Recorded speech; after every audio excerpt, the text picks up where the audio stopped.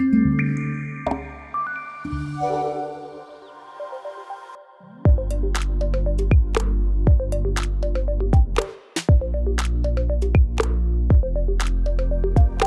à tous. Alors, je vais aborder aujourd'hui avec vous les KPI financiers dans les sociétés, les ETI plus exactement, non cotées, à travers une expérience professionnelle de 25 ans dans ce type de société. Donc une ETI, c'est ni une petite entreprise, ni une grande entreprise, c'est des entités qui ont entre 250 personnes, 5000 salariés et qui ont un chiffre d'affaires qui oscille entre 50 millions d'euros et 1,5 milliard.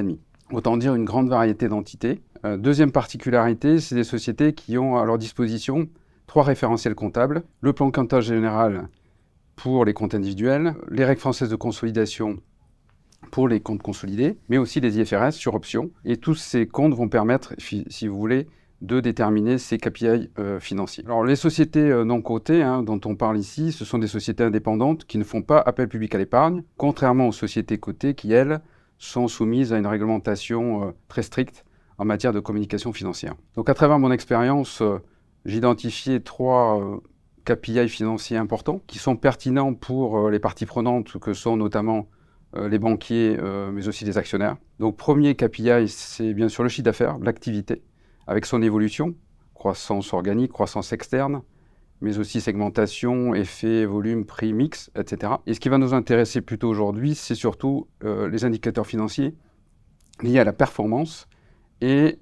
ceux liés à la structure financière. Alors pour ce qui concerne les indicateurs liés à la performance, donc des indicateurs essentiels, mais délicats à appréhender compte tenu des divergences de référentiels comptables, de choix comptables. Donc de plus, les indicateurs alternatifs de performance, comme on les appelle, les IAP, type EBITDA, ont la particularité de ne pas être normalisés, c'est-à-dire que c'est chaque entreprise qui devra, qui a la charge de les définir. Donc au niveau des KPI performance, on pourra retenir 3 niveaux de KPI. Premier niveau, l'EBITDA, ou le BE ou autre marge opérationnelle, qui permet donc de mesurer la performance opérationnelle hors les effets des politiques de financement et d'investissement. Deuxième niveau, le résultat opérationnel, voire le résultat courant avant impôt, qui prend lui en compte les amortissements des investissements, les éventuelles provisions, voire le résultat financier, et enfin, le résultat net comptable,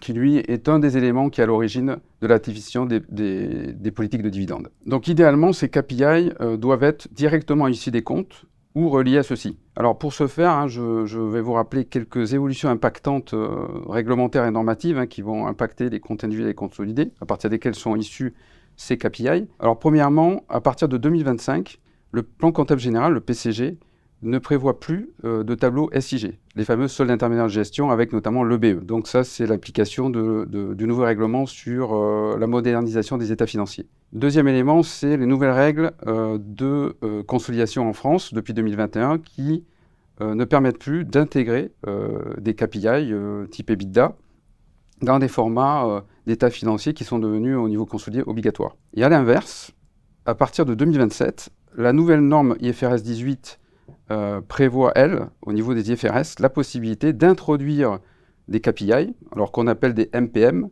mesures de la performance par le management, qui sont donc des indicateurs alternatifs de performance qu'on pourra introduire dans les états financiers primaires sous réserve de réconciliation dans les notes annexes. Autrement dit, tout va dépendre du niveau auquel on se place pour élaborer ces KPI financiers, compte individuel, compte consolidé, et du référentiel utilisé. On peut citer par exemple les obligations de retraitement en consolidation des contrats de location, les provisionnements des IDR dans les consolidés IFRS, ou encore l'activation des frais de développement en consolidation. D'où l'importance pour les ETI de définir et de bien communiquer sur leurs KPI financiers selon le référentiel utilisé. Alors deuxième catégorie de KPI, ce sont les KPI liés à la situation financière.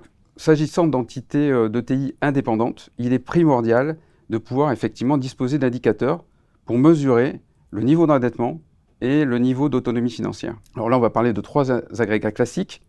Premièrement, l'effet de levier, leverage, donc c'est le rapport entre la dette nette sur l'EBITDA ou la CAF, qui permet donc de traduire la capacité de l'entreprise à rembourser sa dette. Deuxième indicateur, le gearing, ratio d'autonomie financière, dette nette sur fonds propres, qui lui permet d'indiquer le degré de dépendance vis-à-vis des banques. Et enfin, le niveau de trésorerie, indicateur très important, et son évolution, qui lui indique le degré de maîtrise des équilibres financiers et aussi la capacité à gérer des aléas à court terme. À tout cela, on peut ajouter bien sûr le coût de la dette avec des taux d'intérêt financiers moyens, des indicateurs de flux comme la CAF, marge brute d'autofinancement, voire des free cash flow, qui eux permettent de dégager la capacité de l'entreprise à générer du cash. Donc là encore, il convient d'être vigilant quant à la signification de ces KPI en fonction du référentiel utilisé. En présence de dette locative IFRS, par exemple, en présence de certaines opérations type